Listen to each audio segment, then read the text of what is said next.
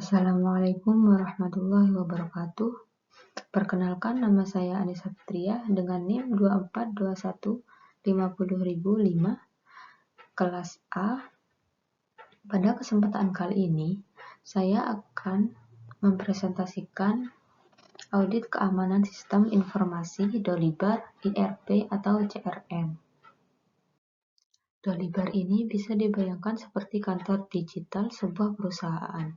Di dalamnya tersimpan hampir semua data penting bisnis, data pelanggan, kontrak, invoice, catatan keuangan, sampai data karyawan.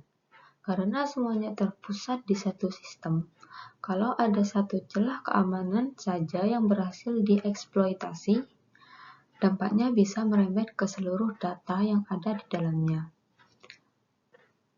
Ada 3 alasan kenapa memilih sistem ini sebagai objek audit.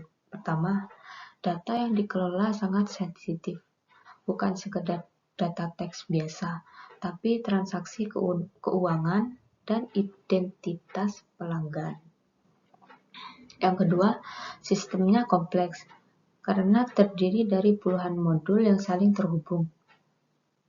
Yang ketiga, sistem ini memiliki histori kerentanan yang tercatat resmi di database publik. Dolibar adalah software IRP atau CRM open source berbasis PHP untuk mengelola operasional bisnis. Sekarang perhatikan diagram alur data di sini. Ketika seorang pengguna mengakses sistem, alurnya seperti ini. Dimulai dari user browse, permintaan itu diteruskan ke web application berbasis PHP. Selanjutnya, sistem akan memverifikasi identitas pengguna melalui modul autentikasi dan session. Setelah terverifikasi, barulah data diambil atau disimpan di database MySQL atau MariaDB. Dan yang terakhir, ada juga jalur untuk upload dokumen dan integrasi API eksternal, misalnya untuk pembayaran. Nah, dari alur ini, titik yang paling kritis yang pertama adalah pertukaran token autentikasi, dan yang kedua adalah parameter-parameter input yang dikirimkan lewat form atau URL. Kenapa dua titik ini rawan? Karena disinilah data dari luar sistem bertemu langsung dengan logika internal sistem. Kalau sistem tidak cukup curiga terhadap data yang masuk, di titik inilah biasanya celah keamanan muncul. Kombinasi SIA Triad dan OWASP Top 10. Yang pertama adalah SIA Triad, yaitu 3 aspek dasar keamanan informasi. Yang pertama, confidentiality atau kerahasiaan, memastikan data hanya bisa diakses oleh pihak yang berwenang. Yang kedua, integrity atau integritas, memastikan data tidak bisa diubah atau dimanipulasi sembarangan. Dan yang terakhir, availability atau ketersediaan, memastikan sistem tetap bisa diakses kapanpun dibutuhkan. Yang kedua, OWASP Top 10, yaitu daftar 10 kategori kerentanan aplikasi web yang paling umum dan paling berbahaya, yang disusun oleh komunitas keamanan cyber dunia. Framework ini menjadi acuan hampir semua auditor keamanan profesional. Analisis confidentiality. Temuan pertama adalah celah pada fitur lupa password yang ditemukan pada rentan versi Dolibar 2.8.1 sampai 13.0.2. Normalnya, ketika seorang pengguna lupa password, sistem akan mengirim link reset ke email pengguna tersebut, dan hanya pengguna itu yang seharusnya bisa menggunakan link tersebut. Namun pada celah ini ditemukan cara bagi pengguna lain dengan privilege rendah untuk memicu proses reset password milik orang lain. Kategori OWASP-nya adalah Broken Access Control, yaitu ketika sistem gagal membatasi siapa yang boleh melakukan aksi tertentu. Temuan kedua yaitu Remote Code Execution dengan kode CVE 2025-56588. Celah ini ditemukan pada modul konfigurasi user melalui parameter yang disebut computed file. Remote code execution artinya penyerang berpotensi menjalankan perintah dari jarak jauh langsung di server. Tingkat bahayanya tergolong tinggi dengan skor CVSS 8.8, dan yang membuatnya lebih berbahaya lagi, celah ini tidak membutuhkan interaksi apapun dari korban untuk bisa dieksploitasi. Analisis integrity. Temuan pertama adalah SQL injection dengan kode CVE 2024-5315 ditemukan pada parameter di halaman daftar pesanan, tepatnya di komen atau list PHP. SQL injection adalah teknik di mana penyerang menyisipkan perintah database tersembunyi lewat kolom input yang terlihat biasa saja. Temuan kedua adalah Stored Cross-Site Scripting, ditemukan pada modul WYSI-WYG Editor melalui file bernama private node. Karena sifatnya tersimpan, skrip berbahaya yang disisipkan penyerang akan otomatis berjalan setiap kali ada pengguna lain yang membuka halaman berisi catatan tersebut. Dampaknya bisa berupa pencurian sesi login pengguna yang membukanya. Ini juga masuk kategori OWASP A03. Analisis availability.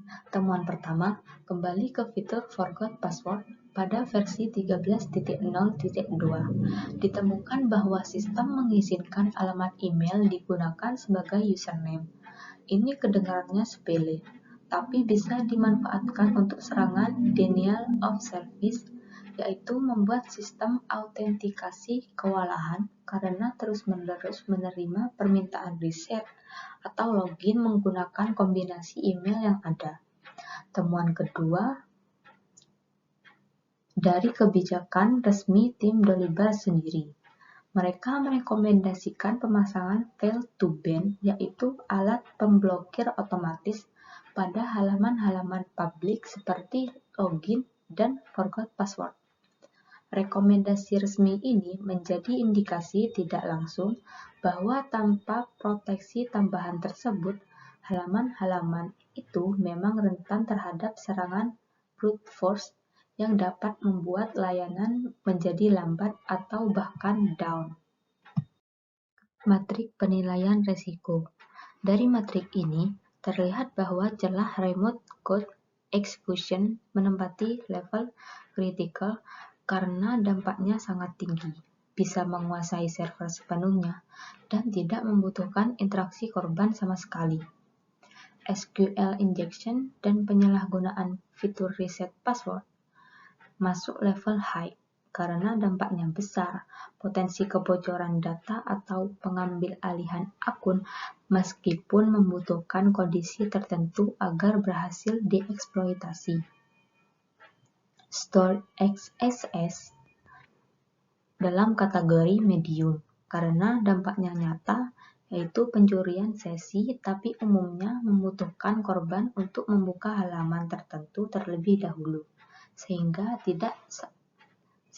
tidak otomatis seperti dua temuan sebelumnya. Solusi mitigasi berlapis. Yang pertama, teknis. Sistem perlu menerapkan parameterized queries atau prepare statement di seluruh endpoint yang menerima input untuk mencegah SQL injection.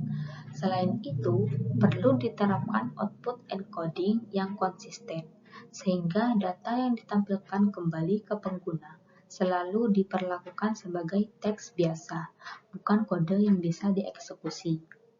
Fitur forgot password Juga perlu diberi rate limiting dan masa berlaku token yang lebih singkat. Yang kedua, arsitektur.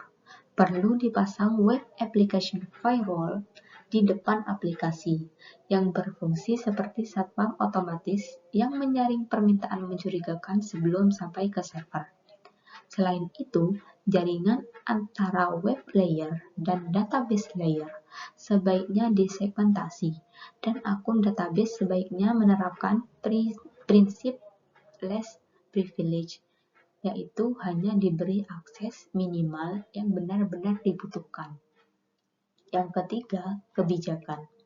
Sistem harus rutin diperbarui ke versi stable terbaru, karena mayoritas celah yang sudah saya sebutkan tadi. Selain itu, perlu diterapkan audit log untuk seluruh aktivitas administrator serta implementasi file to ban di halaman publik. Kesimpulannya, keamanan Dolibar pada saat audit ini dilakukan berada pada level risiko high. Ini bukan karena softwarenya secara inheren buruk, tapi karena histori kerentanannya menunjukkan pola yang berulang pada kategori yang sama, yaitu injection dan broken access control dari waktu ke waktu. Namun, perlu juga disampaikan bahwa sistem ini memiliki kekuatan. Dolibar memiliki kebijakan keamanan resmi yang jelas, sudah dilengkapi web application firewall bawaan untuk mencegah SQL injection, dan memiliki proses pelaporan kerentanan yang terstruktur. Slide terakhir yaitu referensi yang saya gunakan. Hanya ini yang bisa saya sampaikan, kurang lebihnya mohon maaf. Assalamualaikum warahmatullahi wabarakatuh.